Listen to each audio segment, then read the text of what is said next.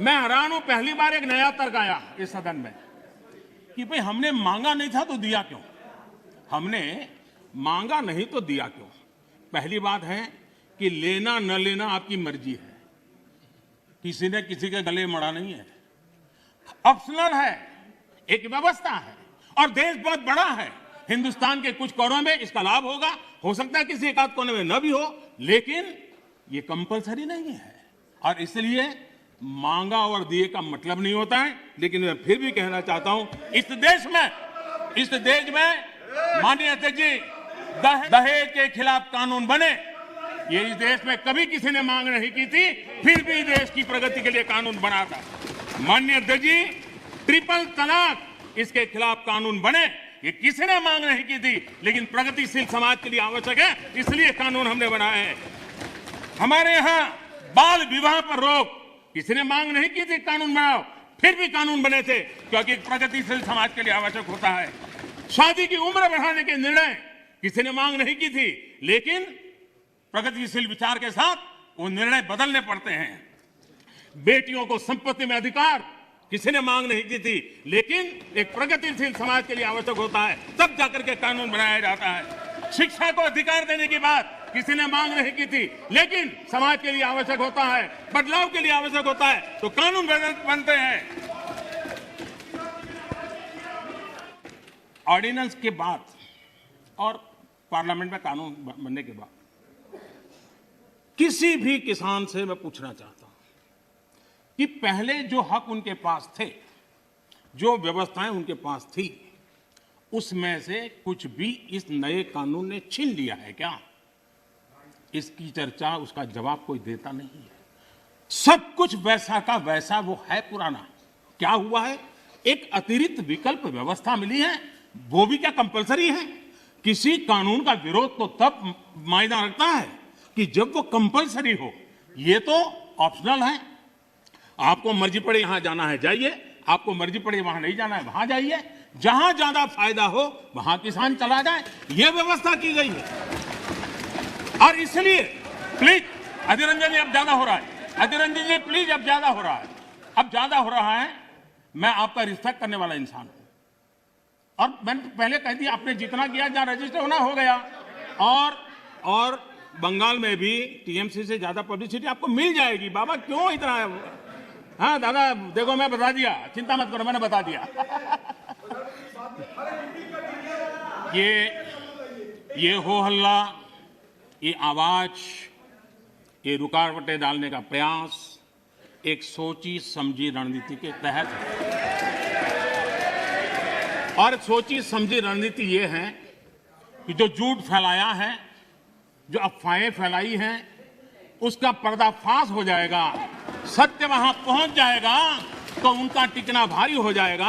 और इसलिए हो हल्ला करते रहो, जैसा बाहर करते हैं वैसा अंदर भी करते रहो, यही खेल चलता रहा है। लेकिन इससे कभी भी आप लोगों का विश्वास नहीं जीत पाओगे, मान के चलो। माननीय अध्यक्ष जी, अधीर रंजन जी प्लीज, अधीर रंजन जी, अच्छा नहीं लगता है, मैं इतना आदर करता हूं, आप आज ऐसा क्यों कर रहे हैं? आप ऐसा क्यों नहीं करते? अधीर रंजन जी प्लीज, माननीय सदस्य दादा प्लीज। ये नए कानून अध्यक्ष जी किसी भी के लिए बंधन करता नहीं है, ऐसे कानून है, उनके लिए ऑप्शन है, और जहां ऑप्शन है वहां विरोध के लिए कोई कारण ही नहीं बनता है। हां, ऐसा कोई कानून जो ऐसे थोप दिया हो, उसके लिए विरोध का कारण बनता है। और इसलिए मैं कहता हूं लोगों को, और मैं देख रहा हूं आंदोलन का एक नया तरीका है। क्या तरीका है? आंदोलनकारी जो होते हैं वो ऐसे तरीके नहीं अपनाते, आंदोलनजीवी होते हैं वो ऐसे तरीके अपनाते हैं। और वो कहते हैं ऐसा हुआ तो ऐसा होगा, ऐसा होगा तो ऐसा होगा, ऐसा होगा तो ऐसा होगा। अरे भाई, जो कुछ हुआ ही नहीं, जो होना नहीं है, उसका भय पैदा कर करके, और पिछले कई सालों से लगातार सुप्रीम कोर्ट का एक जजमेंट आ जाए, कोई निर्णय नहीं हुआ है, और एकदम से तूफान खड़ा कर दिया जाए, आग लगा दी जाए देश में। ये जो तौर तरीके हैं, उन तौर तरीके जो भी लोकतंत्र में विश्वास करते हैं, जो भी अहिंसा में विश्वास करते हैं, उन सबके लिए चिंता का विषय होना चाहिए। ये सरकार की चिंता का नहीं, देश की चिंता का विषय होना चाहिए। अध्यक्ष जी, अब समझ, पुरानी मंडियों पर भी कोई पाबंदी नहीं है, इतना ही नहीं, इस बजट में इन मंडियों को आधुनिक बनाने के लिए, उनके इंफ्रास्ट्रक्चर को सुधारने के लिए और बजट की व्यवस्था की गई है। और उस बजट के माध्यम से माननीय अध्यक्ष जी, ये जो हमारे निर्णय हैं वो सर्वजन हिताय, सर्वजन सुखाय की भावना के साथ लिए गए। आप माननीय नेता हैं, अध्यक्ष जी, आप ऐसा क्या करते हैं? आप सीनियर व्यक्ति हैं, प्लीज प्लीज बैठिए। मैं हैरान हूं, पहली बार एक नया तर्क आया इस सदन में कि भाई हमने मांगा नहीं था तो दिया क्यों? हमने मांगा नहीं तो दिया क्यों?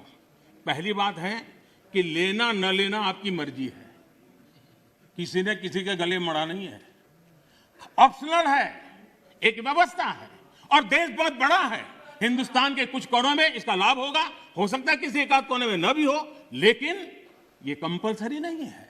और इसलिए मांगा और दिए का मतलब नहीं होता है। लेकिन मैं फिर भी कहना चाहता हूं, इस देश में माननीय अध्यक्ष जी, दहेज का कानून, दहेज के खिलाफ कानून बने, ये इस देश में कभी किसी ने मांग नहीं की थी, फिर भी देश की प्रगति के लिए कानून बना था। माननीय अध्यक्ष जी, ट्रिपल तलाक, इसके खिलाफ कानून बने, ये किसी ने मांग नहीं की थी, लेकिन प्रगतिशील समाज के लिए आवश्यक है, इसलिए कानून हमने बनाया है। हमारे यहां बाल विवाह पर रोक, किसी ने मांग नहीं की थी कानून बनाओ, फिर भी कानून बने थे, क्योंकि प्रगतिशील समाज के लिए आवश्यक होता है। आपने पर्याप्त समय, पर्याप्त अवसर दिया है बोलने का, ये तरीका ठीक नहीं है आपका। ठीक, ध्यान दीजिए।